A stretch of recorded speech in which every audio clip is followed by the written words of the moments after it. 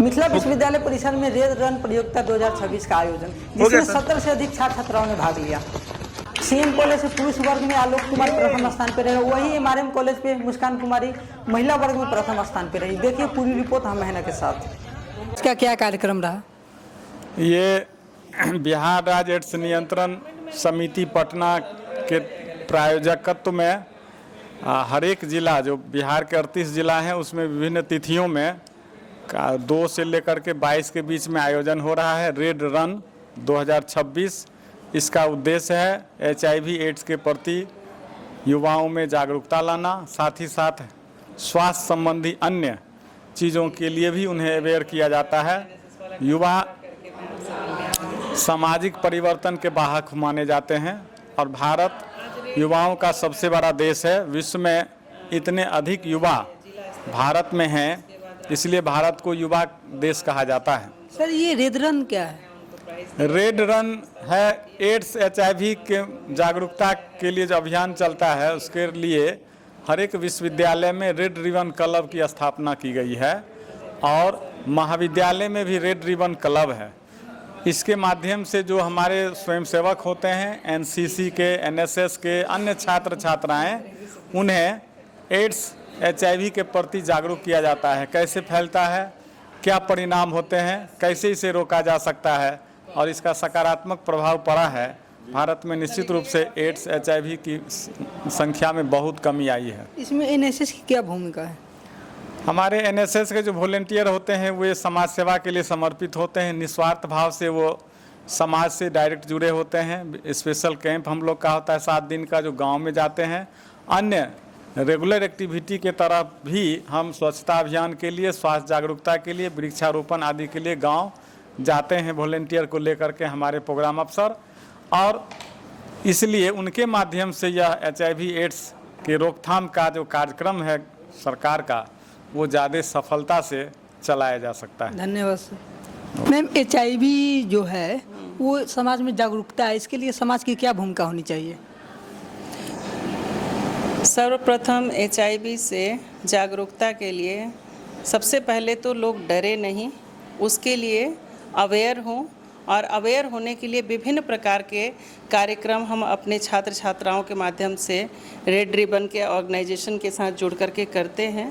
हमारी छात्रों का बहुत बड़ा योगदान रहता है समाज में इस अंधविश्वास को समाप्त करने के लिए कि एड्स या फिर ये क्या कहते हैं,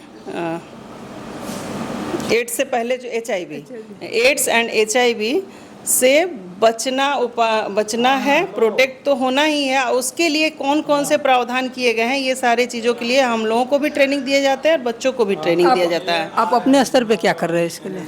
मैं अपने स्तर पर बच्चों को अवेयर करती हूँ और बच्चों को यह कहती हूँ कि आप जो सीख के जाते हो यहाँ से, आप अपने गांव, मोहल्ले, कॉलोनीज में जा करके अन्य लोगों को इसके बारे में अवेयर करें और किन चीज़ों का यूज़ नहीं करना है। जिस तरह के बेसिक चीज़ जो है आजकल सबसे ज़्यादा जो दिख रहा है, ड्रग्स या इस तरह की कुछ ही चीज़ के लिए निडल का यूज़ करते हैं, वो उस निडल को यूज़ ना करें, रीयूज़ ना करें।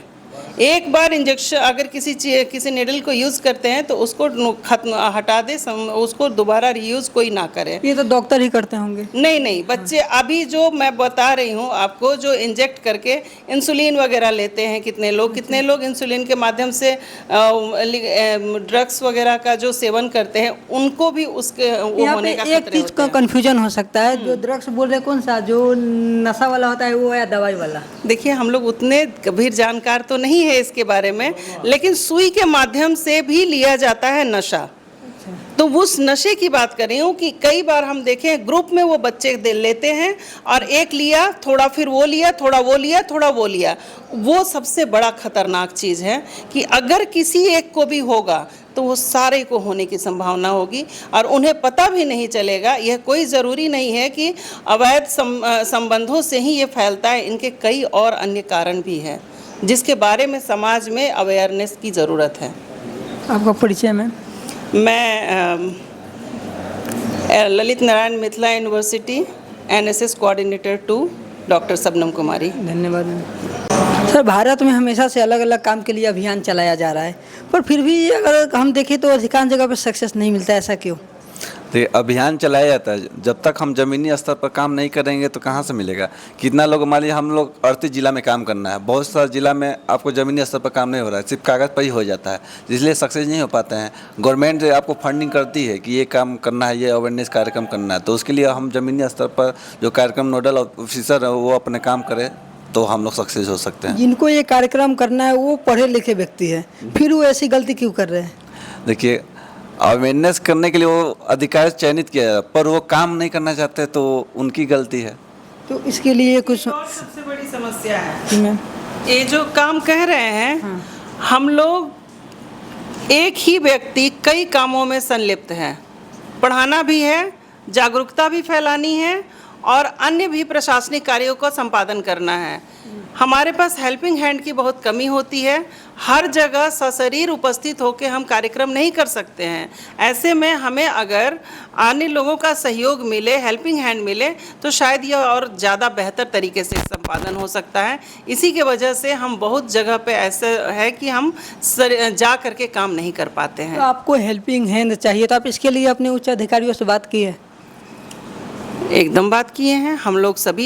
ये हर कॉलेज और यूनिवर्सिटीज़ की समस्या है, अन्य संस्थानों की भी समस्या है। आप ये बताइए कि आप अपने स्तर पे अच्छा से काम हो, आप ये क्या कर रहे हैं और क्या आप जो काम करवा रहे हैं उसमें सक्सेस मिला आपको?